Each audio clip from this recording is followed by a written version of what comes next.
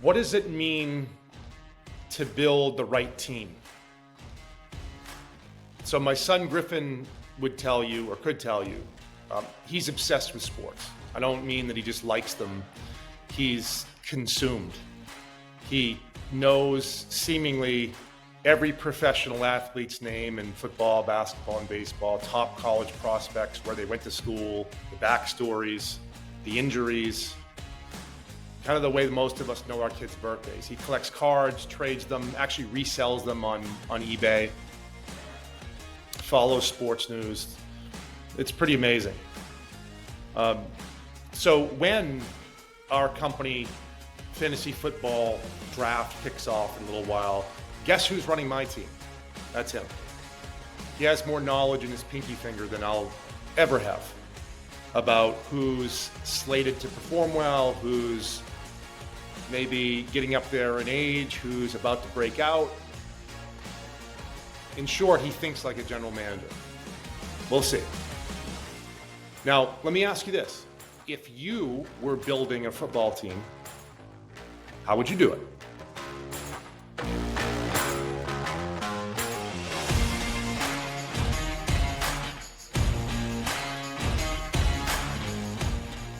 Would you draft, if you could, every player in the league or a wide swath of players just so you could say that you're diversified? Would you field a roster of hundreds of players knowing that most of them will never see the end zone, let alone carry your team to a championship? Or would you carefully select the best players at each position, an all-star team, based upon the sharpest or insights from the sharpest scouts about who's got the most potential? That's the question that we should be asking ourselves, all of us, including everyone listening, about our investments. Yet, why do so many of us seemingly want average? You know, diversification is a word that gets thrown around constantly in our investing world. Don't put all your eggs in one basket is something commonly heard. And on the surface, it makes sense. But think about what diversification has come to mean in practice. Because if you look at today's investment products, mutual funds, target date funds, exchange traded funds, these products often hold hundreds upon hundreds of securities, some obviously 500 or more, many of them designed to just mimic an index like the S&P 500. And what is that? It's essentially the average of the overall market. So the question, or another question, is, do you want your money to perform like the average player in the league? Or do you want your money playing over All-Star Weekend or the Pro Bowl? Would you have, or would you rather have, Patrick Mahomes or QB number 27? Because in fantasy football, nobody brags about drafting the 27th ranked quarterback just because it gave them more diversity at the position. You want Mahomes, you want Joe Burrow, you want Josh Allen, you want the guys who can change the outcome of the game, the playmakers. Now, if we apply that logic to our portfolio, do you really want to own hundreds upon hundreds of companies or securities just so you can say you're spread out? Or would you rather own 15 to 20 of the best companies in the world, the ones with the earnings power, the growth trajectory, the staying power, the shareholder management that can drive financial futures? So what's safer? More players or better players? You know, Wall Street has done a really good job of convincing investors that more stocks equals safer. But is that true? If you're a general manager, does having more players in the roster guarantee fewer losses or more wins? Of course not. If the players are average, the team is average. Real safety doesn't come from quantity. It comes from quality. You know, from picking the best players who have the best chance to succeed over the long term, from knowing who belongs in the starting lineup and and well, frankly, who should stay on the bench, or who was in the starting lineup at one point and now no longer has earned that position. So how do you know who belongs in that team? Because that's a big question. And that's the real work of investing. It's not about staring at the last season's stats and assuming the same performance will repeat, right? Past performance isn't the game. The future is. Good managers, whether it's sports or investing, rely on scouting. They rely on research. They rely on analysis. They rely on judgment about what lies ahead, not what's already in the books. Scouts just don't look at what the wide receiver did last season. They project about how he's going to perform in this year's system, in the matchups. And likewise, a good investment strategy isn't about what or who had the hottest stock price of last year. It's about who has the fundamentals, who has the earnings trajectory, who has the leadership to potentially be an all-star going forward. So what is the difference, right, between that average player and somebody of all-star caliber? So if you're the owner of that football or baseball team, would you be satisfied with a roster of players that represent the league average? Or would you instead focus on that select group that the top scouts will believe that could be or already are eventual all-stars?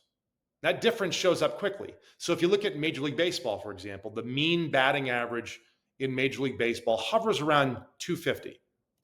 So for those of you that aren't baseball fans, 250 means every 10 times up at the plate, you'll get 2.5 hits. That's what that means. Or every 20 times the plate, you'll get 5 hits. The mean batting average of an all-star, well, that's a little bit different. That's about 300. Now, that gap of 0.05% doesn't sound like much, but it means every 20 at-bats, the all-star roster delivers one more hit, one extra hit. And over the course of an average game, with about 35 or so team plate appearances, you start to see that separation in just a day's work. Stretch that out over a full season. The average player gets 600 at-bats or plate appearances, everyday player. That's 30 extra hits in a season. How many of those extra hits were home runs, grand slams, walk-off singles? 30 extra hits in a season can be the difference between a forgettable career and going to the Hall of Fame in Cooperstown. Now, if we translate that to investing, what if by being selective, by concentrating on the all-star stocks, instead of owning the whole league, you add just, again, 0.5% a year to your portfolio's performance? 0.5% doesn't really sound like much, does it? But stretch it out over a full season of investing. Let's call it a 30-year retirement horizon. I did the math. Take $1 million portfolio, compounding at 10% annually, and then bump that return by just 0.5% to 10.5%. The result? An extra $2.64 million. $2.64 million in your pocket from what looked to be just a tiny edge. And just like an all-stars extra hit here and there, over time, those small differences add up to a Hall of Fame career, or in your case, perhaps, financial independence. So the question often comes, well, isn't average good enough? Sure, if you want average results. But remember, the average NFL career is 3.3 years. That's it. The average investor bails out of their portfolio every bear market. That's what the average investor does, which happens on average every 5 years. Average never wins championships. So what wins? Patience, discipline,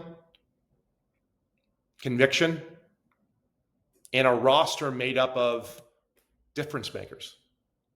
It looks like 15 to 20 hand-picked companies that have been scouted, that have been researched, that have been monitored. What it's not is 500 random names thrown in a basket. It looks like concentration and quality in not blind diversification. Because here's the truth. The mean batting average is 250. The mean batting of the average player, as we talked about, the mean batting average of the All-Stars 300. The gap looks small in the moment, but over time, it changes everything. And the same is true with your money.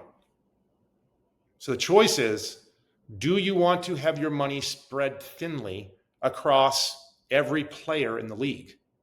Or do you want an all-star team of companies chosen with the kind of discipline and research that separates the champions from everyone else? And my son Griffin doesn't need to think twice when he's drafting my fantasy team. He's not picking the average tight end just to say he has more of them. He's looking for the guys who can win. Well, he better be. And your portfolio should do the same.